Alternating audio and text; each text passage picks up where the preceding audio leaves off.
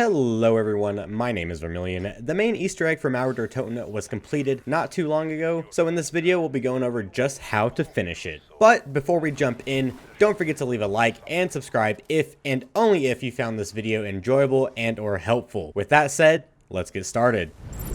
To start this Easter egg, you will need to turn on power and build Klaus. If you do not know how to build Klaus, check the description down below as I will be linking it to a video that can show you how. Once you have built Klaus, take him over to this wall in sewer access. Command Klaus near the wall and he will break it down, revealing Berlin's project end station. To get past this new wall, you will need to obtain the Cerberus wonder weapon, either by doing the free wonder weapon quest or through other means. Link down below. After obtaining the Cerberus, you will then need to pick up a blazer variant to convert it into the beam rifle. Take the blazer variant of the wonder weapon back to the blue wall you had Klaus reveal and shoot it. It will eventually melt through the metal wall, revealing the secret lab. Once you enter, tormentors will spawn en masse. Survive until the force field around the warhead and the machine disappears. After the force fields disperse, walk over to the warhead and pick up all 3 canisters. From here, you will then need to shoot this machine to obtain the end station lure. With both the canisters and lure in hand, you will need to find 3 green essence machines. These are located around the map semi-randomly. There are set locations, however they change per game. Once you find an essence machine, interact with it to place the canister, and after it is locked in,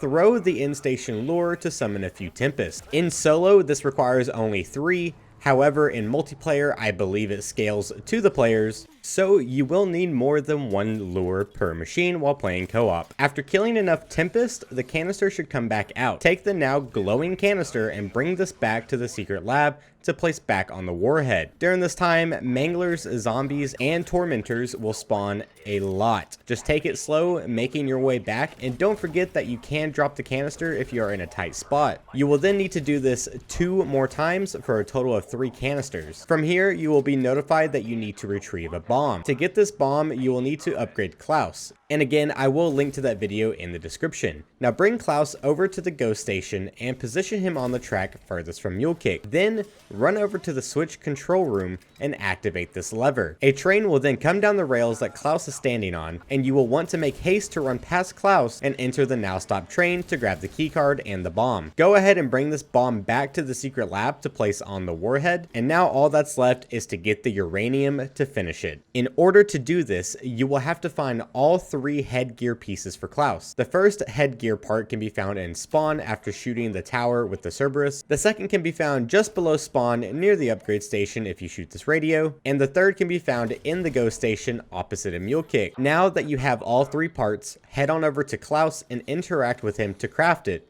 This will now give you access to the Requiem servers to call in the orbital laser. However, before you do this step, I recommend you finish upgrading your weapons or buying all of your perks, as you will be entering the boss fight soon. In the same room with Klaus will be a computer that has Requiem in red. Interact with this computer until you fire off the laser. After firing the laser, run back up top to deal with the Megaton and his undead army. Once finished with your epic battle to the death, you will see 2 uranium rocks. For this step, you will be on a time limit, and if you fail this, it will end your game. You will want to pick up a piece of uranium and run it to one of the 2 workbenches that will allow you to craft a uranium rocket. After crafting the rocket, head back up to the Krober Hotel and place it on this zip line near Speed Cola. Once placed, run back down and grab the second uranium rock, craft the rocket, and then this time you will want to place your rocket on the opposite end of the zip line. When you place the second rocket, they will both go down the zip line and collide, causing them to stabilize. Now you will have to run down to the street where it fell, pick it up, and run it back to the secret lab to place on the warhead. You will notice that you did not completely fill the warhead with enough uranium. Head back up and interact with another computer to summon the Megaton. The only thing different between these 2 is the location of the Megaton. So after picking up the uranium, repeat what you just did. After collecting the second uranium rock and placing it on the warhead, you'll have just activated the boss fight between you and Valentina. This boss is mechanically different than all the rest and will provide a challenge for most players. Valentina has 4 different moves she can use: a barrage of spikes that breaks your armor very quickly as well as your health, an insta down pulse wave similar to the Der Eisendrache boss fight,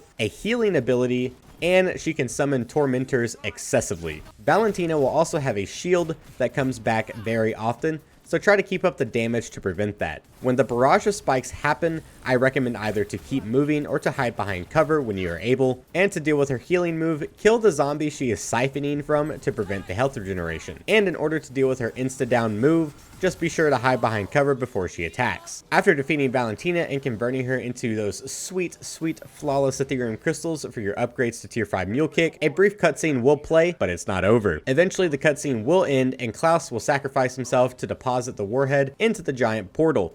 Klaus, you will be remembered, my boy. As for you, you have beaten the Easter egg, my friend. Enjoy your well-deserved cutscene. I hope you enjoyed this Easter egg guide. I tried to put this together as quickly as I could while remaining accurate. I've got to say, compared to Firebase Z, this Easter egg was far more fun, but it still only took 2 hours and some minutes to solve. With all that said, I am one tired person and I need to sleep. So I hope you guys have a wonderful, great, fantastic morning, evening, afternoon, or night, wherever you are in the world. I'll catch you in the next one.